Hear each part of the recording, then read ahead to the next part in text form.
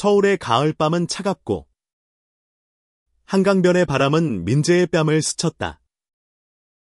그는 캔버스 가방을 어깨에 메고 강남의 번화가를 지나며 혁준을 기다렸다. 5분만 더 기다려. 민재는 혼잣말로 중얼거리며 손목시계를 확인했다.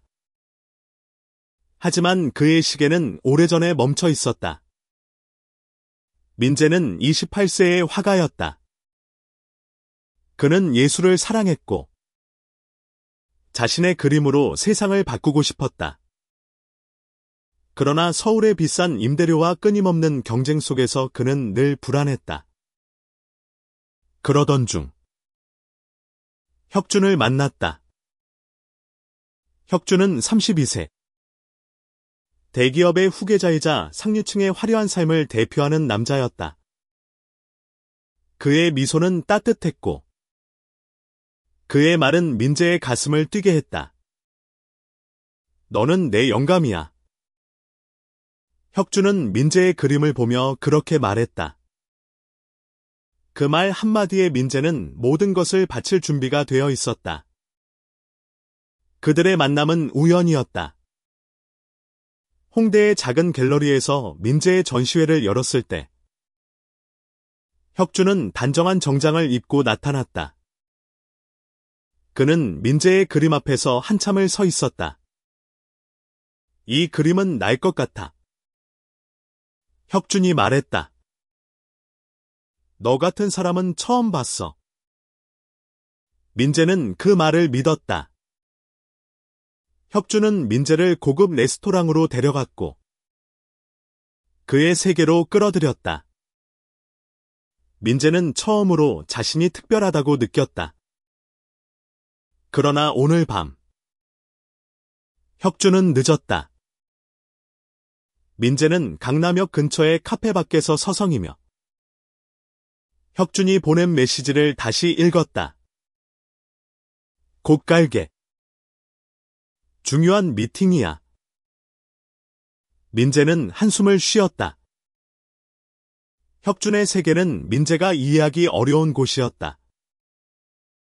그는 혁준의 친구들과의 모임에서 어색하게 웃으며 그들의 값비싼 와인과 명품 옷을 보며 자신이 이질적임을 느꼈다. 민재야. 멀리서 혁준의 목소리가 들렸다. 그는 검은 세단에서 내려 민재에게 다가왔다. 늦어서 미안해. 오늘 좀 바빠서. 혁준은 민재의 어깨를 가볍게 두드리며 웃었다. 그의 손길은 따뜻했지만 민재는 그의 눈빛에서 미묘한 거리감을 느꼈다. 괜찮아. 민재는 억지로 미소를 지었다. 오늘 무슨 미팅이었어? 아. 그냥 회사 일이야. 별거 아니야. 혁준은 말을 얼버무렸다. 민재는 더 묻지 않았다. 그는 혁준의 세계에 들어가려면 질문을 삼켜야 한다는 것을 배웠다. 그날 밤 혁준은 민재를 자신의 펜트하우스로 데려갔다. 강남의 스카이라인을 내려다보는 거대한 창문, 고급 가구, 그리고 벽에 걸린 민재의 그림. 민재는 자신의 작품이 혁준의 집에 걸려있는 것을 보고 가슴이 뛰었다. 내가 이걸 여기 걸어놨어. 혁준이 말했다. 네가 내 곁에 있는 것 같아서. 민재는 그 말에 얼굴이 붉어졌다. 그는 혁준의 손을 잡았다. 너도 나를 진짜로 좋아하는 거지? 민재의 목소리는 떨렸다. 혁준은 잠시 멈칫하더니 민재를 끌어안았다. 당연하지. 넌 내 전부야. 하지만 그 순간 민재는 혁준의 품에서 이상한 불안감을 느꼈다. 혁준의 말은 달콤했지만 그의 눈은 어딘가 다른 곳을 향하고 있었다. 민재는 그 불안감을 애써 무시했다. 그는 혁준을 사랑했고 그 사랑이 모든 것을 이겨낼 것이라 믿었다. 며칠 후 혁준은 민재를 상류층 파티에 초대했다. 내 친구들한테 너를 소개하고 싶어. 혁준이 말했다. 민재는 긴장했지만 혁준의 곁에 서고 싶었다. 그는 자신의 낡은 재킷을 입고 파티에 갔다. 그곳은 민재가 상상했던 것보다 더 화려했다. 샹들리에 아래 사람들은 명품 옷을 입고 와인을 마시며 웃었다. 민재는 그들 사이에서 작아졌다. 이쪽은 민재. 내가 말했던 화가야. 혁준이 민재를 소개했다. 하지만 그의 목소리에는 자랑스러움보다는 묘한 계산이 담겨있는 듯했다. 민재는 사람들의 시선을 느꼈다. 그들은 민재를 예술가로 보지 않았다. 그들은 민재를 혁준의 특별한 취미로 보았다. 파티가 끝난 후 민재는 혁준에게 물었다. 왜 날 여기 데려온 거야? 난 여기에 어울리지 않아. 혁준은 웃으며 민재의 손을 잡았다. 너는 충분히 멋져. 그냥 좀 더 자신감을 가져. 하지만 그의 말은 공허했다. 민재는 혁준의 눈에서 진심을 찾으려 했지만 그곳에는 아무것도 없었다. 민재는 자신의 작은 원룸으로 돌아와 캔버스 앞에 앉았다. 물감을 섞으며 그는 혁준을 생각했다. 혁준의 미소, 그의 손길, 그리고 그의 세계. 민재는 혁준의 삶에 들어가려 했지만 늘 벽에 부딪혔다. 그는 자신의 그림이 혁준의 펜트하우스에 걸려있다는 사실에 위안을 받으려 했다. 하지만 마음 한구석에서는 의문이 커져갔다. 혁준은 민재를 자주 고급 레스토랑이나 파티에 데려갔다. 그는 민재에게 값비싼 선물을 주었고 그의 그림을 사들였다. 너는 내 영감이야. 혁준은 늘 그렇게 말했다. 하지만 민재는 점점 더 혁준의 행동에서 불편함을 느꼈다. 혁준은 민재의 그림을 사면서도 그 그림의 의미를 묻지 않았다. 그는 민재의 예술을 사랑하는 척했지만 정작 민재의 내면에는 관심이 없었다. 어느 날 민재는 우연히 혁준의 전화통화를 들었다. 혁준은 친구와 통화하며 웃고 있었다. 그래. 민재는 내 컬렉션의 일부야. 그런 예술가 하나쯤 있으면 멋지지 않아. 민재는 그 말을 듣고 심장이 멈추는 듯했다. 그는 혁준의 연인이라 믿었지만 그 순간 자신이 혁준에게 장식품에 불과하다는 생각이 들었다. 민재는 혁준에게 따지려 했지만 용기가 나지 않았다.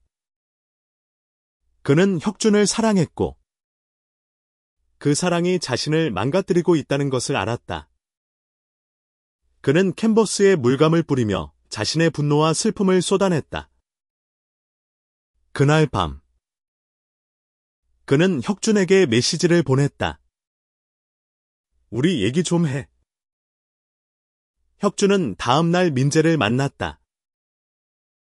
그는 여전히 미소를 지으며 민재를 안심시키려 했다. 무슨 일인데? 너 또 예민해진 거야. 혁준의 말투는 부드러웠지만 민재는 그 속에 숨겨진 무관심을 느꼈다. 너 나를 진짜로 사랑하는 거 맞아? 민재는 떨리는 목소리로 물었다. 혁준은 잠시 침묵하더니 민재의 손을 잡았다. 당연하지. 왜 그런 생각을 해? 하지만 그의 눈은 민재를 피했다. 민재는 더 이상 참을 수 없었다. 난 내 장식이 아니야. 민재가 말했다. 난 내가 내 그림을 사랑한다고 생각했어. 근데 넌 그냥 날 과시하고 싶었던 거지. 혁준의 얼굴이 굳어졌다. 그는 한숨을 쉬며 말했다. 민재야. 너무 진지하게 생각하지 마. 우린 그냥 서로 즐기는 거야. 그 말은 민재의 가슴에 비수를 꽂았다. 그는 혁준의 세계에서 자신이 단지 화려한 장식일 뿐이라는 것을 깨달았다. 민재는 눈물을 삼키며 말했다. 난 너한테 진심이었어. 혁준은 아무 말도 하지 않았다. 그는 민재를 안으려 했지만 민재는 그의 손을 뿌리쳤다. 이제 그만할게. 민재는 말했다. 그는 혁준의 펜트하우스를 떠나며 자신의 그림이 벽에 걸려있는 것을 마지막으로 보았다. 민재는 자신의 원룸으로 돌아와 며칠 동안 캔버스 앞에 앉지 못했다. 그는 혁준과의 시간을 떠올리며 가슴이 아팠다. 혁준의 미소, 그의 따뜻한 말, 그리고 그 모든 것이 거짓이었다는 사실이 민재를 무너뜨렸다. 그는 자신의 예술이 혁준에게 단지 상류층의 허영을 채우기 위한 도구였다는 생각에 치욕감을 느꼈다. 그러나 민재는 무너질 수 없었다. 그는 다시 붓을 들었다. 그는 자신의 아픔을 캔버스에 쏟아냈다. 그의 그림은 점점 더 강렬해졌다. 그는 혁준과의 사랑, 배신, 그리고 자신의 상처를 그림으로 표현했다. 그의 작품은 이제 단순한 아름다움이 아니라 그의 내면의 고통과 저항이었다. 민재는 홍대의 작은 갤러리에서 다시 전시회를 열기로 했다. 그는 자신의 작품을 세상에 보여주고 싶었다. 그는 혁준의 세계에서 벗어나 자신의 목소리를 찾고 싶었다. 전시회 준비 과정에서 그는 수진을 만났다. 수진은 30세의 한국인 큐레이터로 민재의 그림을 보고 깊은 감동을 받았다. 너의 그림은 진짜야. 수진이 말했다. 네가 겪은 아픔이 느껴져. 민재는 수진의 말에 위안을 받았다. 수진은 민재와 달리 그의 예술을 진심으로 이해했다. 그녀는 민재의 전시회를 성공적으로 만들기 위해 밤낮으로 일했다. 민재는 수진과 함께 일하며 처음으로 자신의 가치를 인정받는 느낌을 받았다. 전시회 날, 민재는 긴장된 마음으로 갤러리에 섰다. 그의 그림은 관객들의 시선을 사로잡았다. 사람들은 그의 작품 앞에서 멈춰 서서 그의 아픔과 열정을 느꼈다. 민재는 그 순간 자신이 혁준의 장식이 아니라 진정한 예술가임을 깨달았다. 그러나 전시회 도중 익숙한 얼굴이 나타났다. 혁준이었다. 그는 여전히 고급스러운 정장을 입고 민재를 향해 미소를 지었다. 민재야. 잘 지냈어. 혁준의 목소리는 여전히 부드러웠다. 민재는 심장이 뛰었다. 그는 혁준을 잊으려 했지만 그의 미소는 여전히 민재를 흔들었다. 여기 왜 왔어? 민재가 물었다. 내 전시회 소식 들었어. 축하해. 혁준은 말했다. 그리고 우리 얘기 좀 하고 싶어. 민재는 망설였다. 그는 혁준의 말을 믿고 싶었지만 동시에 두려웠다. 그는 혁준의 세계로 다시 끌려갈까봐 두려웠다. 혁준은 민재를 갤러리 밖으로 데려갔다. 서울의 밤은 여전히 차갑고 민재는 혁준의 눈을 피하며 걸었다. 할 말이 뭐야? 민재가 물었다. 그의 목소리는 단단했지만 마음은 흔들리고 있었다. 미안해. 혁준이 말했다. 그때 내가 잘못했어. 널 상처 준 거. 정말 후회해. 민재는 멈춰서서 혁준을 바라보았다. 그의 눈에는 진심이 담겨 있는 듯했지만 민재는 더 이상 그를 믿을 수 없었다. 너 말하는 거 진짜야?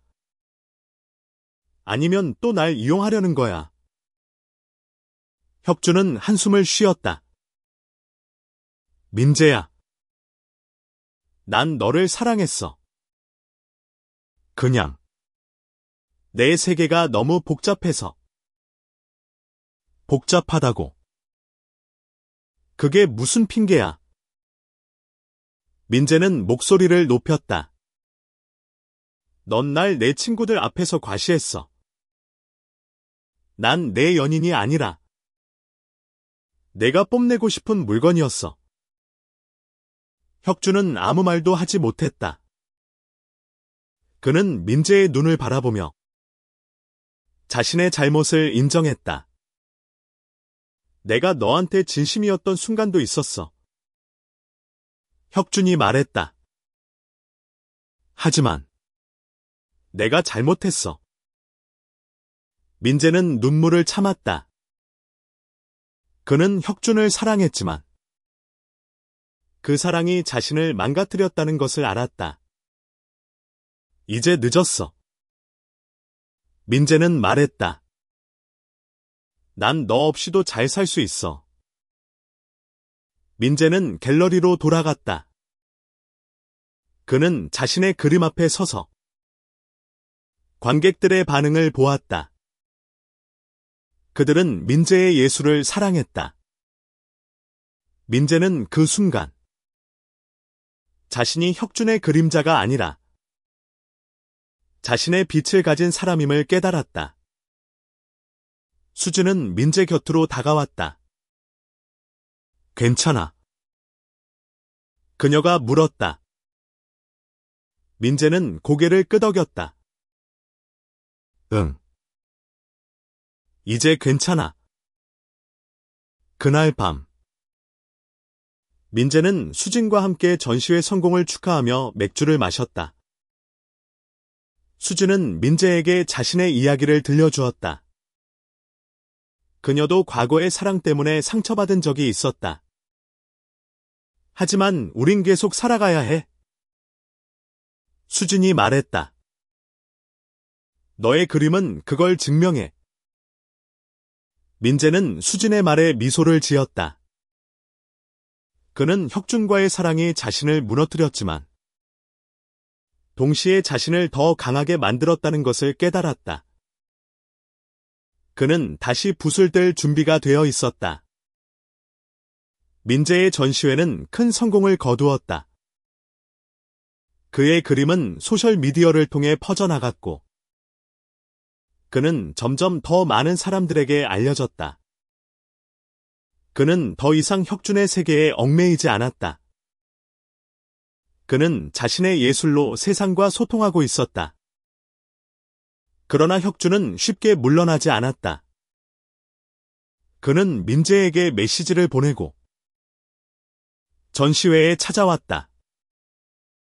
민재야, 우리 다시 시작할 수 없을까?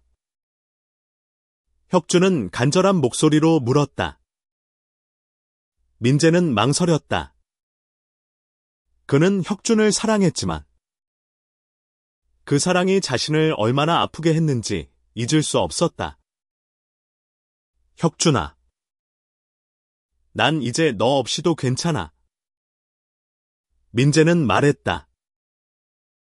넌 날 사랑한 게 아니라 네가 원하는 이미지를 사랑했어. 혁준은 고개를 숙였다.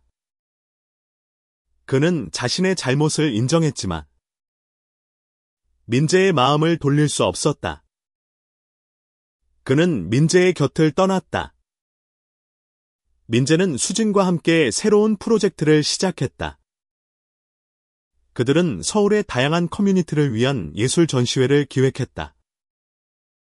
민재는 자신의 그림으로 사람들에게 희망을 주고 싶었다.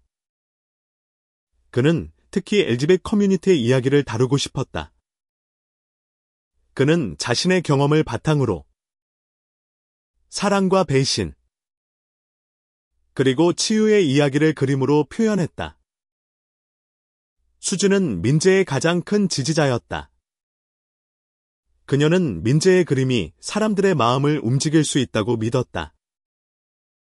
너는 특별해. 수진이 말했다. 네가 겪은 아픔이 너를 더 강하게 만들었어. 민재는 수진의 말에 눈물이 고였다. 그는 혁준과의 사랑이 자신을 망가뜨렸다고 생각했지만 이제는 그 아픔이 자신을 성장시켰다는 것을 깨달았다. 그는 자신의 그림으로 세상의 메시지를 전하고 싶었다.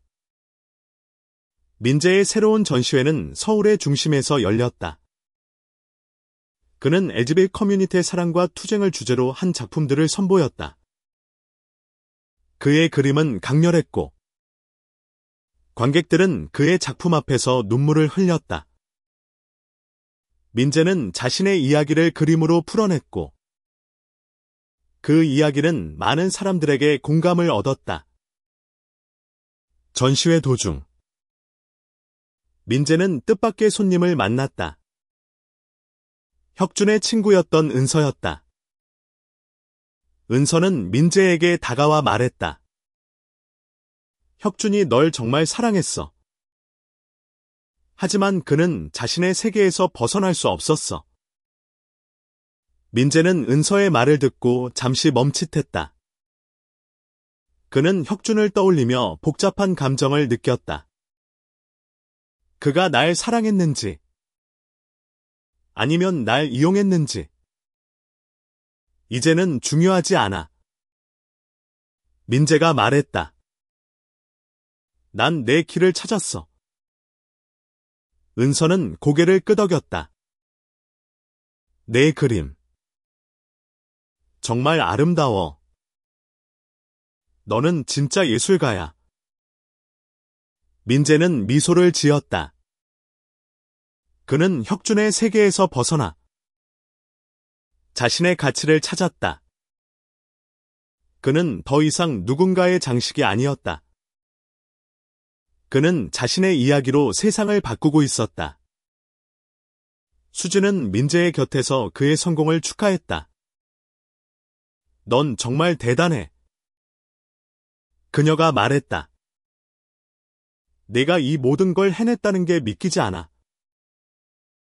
민재는 수진을 바라보며 말했다. 너 덕분이야. 네가 날 믿어줬어. 그날 밤 민재는 자신의 원룸으로 돌아와 캔버스 앞에 앉았다. 그는 새로운 그림을 그리기 시작했다. 이번에는 아픔이 아닌 희망과 치유를 담은 그림이었다. 그는 자신의 사랑, 그리고 그 사랑이 가져온 상처를 받아들이고 있었다. 민재의 전시회는 계속해서 성공을 거두었다. 그는 이제 서울의 예술계에서 주목받는 화가였다. 그의 그림은 사람들의 마음을 움직였고, 그는 자신의 예술로 LGBT 커뮤니티의 목소리를 대변하고 있었다. 그러나 민재는 여전히 혁준을 완전히 잊지 못했다. 그는 혁준의 미소를 떠올리며 그와 함께했던 순간들을 그리워했다. 하지만 그는 이제 혁준의 사랑이 진실이 아니었다는 것을 받아들였다. 그는 자신의 가치를 알았고 더 이상 누군가의 인정에 의존하지 않았다. 어느 날 민재는 우연히 혁준을 다시 만났다. 그는 한강변에서 민재를 기다리고 있었다. 민재야. 혁준이 말했다. 내 전시회 소식 들었어. 정말 대단해. 민재는 혁준을 바라보았다. 그의 눈에는 여전히 따뜻함이 있었지만 민재는 더 이상 그에게 흔들리지 않았다. 고마워. 민재가 말했다. 하지만 이제 우린 각자의 길을 가야 해. 혁준은 고개를 끄덕였다. 미안해. 민재야. 그리고 고마워. 그는 민재를 마지막으로 바라보며 떠났다. 민재는 한강을 바라보며 미소를 지었다. 그는 이제 자유로웠다. 그는 자신의 예술로 세상에 메시지를 전하고 있었다. 그는 혁준의 사랑이 자신을 망가뜨렸다고 생각했지만 이제는 그 사랑이 자신을 더 강하게 만들었다는 것을 알았다. 민재는 새로운 전시회를 준비하며 바쁜 나날을 보냈다. 그는 수진과 함께 서울 곳곳에서 예술 워크숍을 열었다. 그들은 LGBT 커뮤니티뿐만 아니라 다양한 사람들의 이야기를 듣고 그들의 아픔과 희망을 그림으로 표현했다. 민재는 자신의 예술이 사람들을 연결하고 치유할 수 있다는 것을 깨달았다. 어느 날 민재는 한 편지를 받았다. 익명의 누군가가 보낸 편지였다. 너의 그림을 보고 용기를 얻었어. 나도 내 이야기를 세상에 말하고 싶어. 민재는 그 편지를 읽으며 눈물을 흘렸다. 그는 자신의 예술이 누군가에게 희망을 주었다는 사실에 가슴이 벅찼다. 민재는 수진과 함께 새로운 프로젝트를 시작했다. 그들은 서울의 소외된 커뮤니티를 위한 예술 공간을 만들고 싶었다. 민재는 자신의 아픔을 딛고 세상에 더 큰 메시지를 전하고 싶었다. 마지막 전시회 날 민재는 자신의 그림 앞에 섰다. 그의 작품은 이제 단순한 그림이 아니었다. 그것은 사랑, 배신, 그리고 치유의 이야기였다. 관객들은 그의 그림 앞에서 눈물을 흘렸고 민재는 그들의 반응을 보며 미소를 지었다. 수진은 민재의 곁에서 말했다. 넌 정말 대단해. 민재야. 내가 이 모든 걸 해냈다는 게 믿기지 않아. 민재는 수진을 바라보며 말했다. 우리 함께 해낸 거야. 그날 밤 민재는 한강변에 서서 서울의 불빛을 바라보았다. 그는 혁준과의 사랑을 떠올렸다. 그 사랑은 아팠지만 그를 더 강하게 만들었다. 그는 이제 누군가의 장식이 아니라 자신의 빛을 가진 사람이었다. 민재는 캔버스 앞에 다시 앉았다. 그는 새로운 그림을 그리기 시작했다.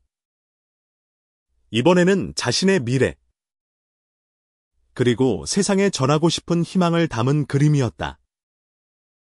그는 자신의 이야기를 세상에 전하며 사람들에게 용기를 주고 싶었다. 그의 붓은 멈추지 않았다. 민재는 이제 자신의 예술로 세상을 바꾸고 있었다. 그는 사랑의 아픔을 딛고 진정한 자신을 찾았다. 그리고 그 여정은 이제 막 시작되었다.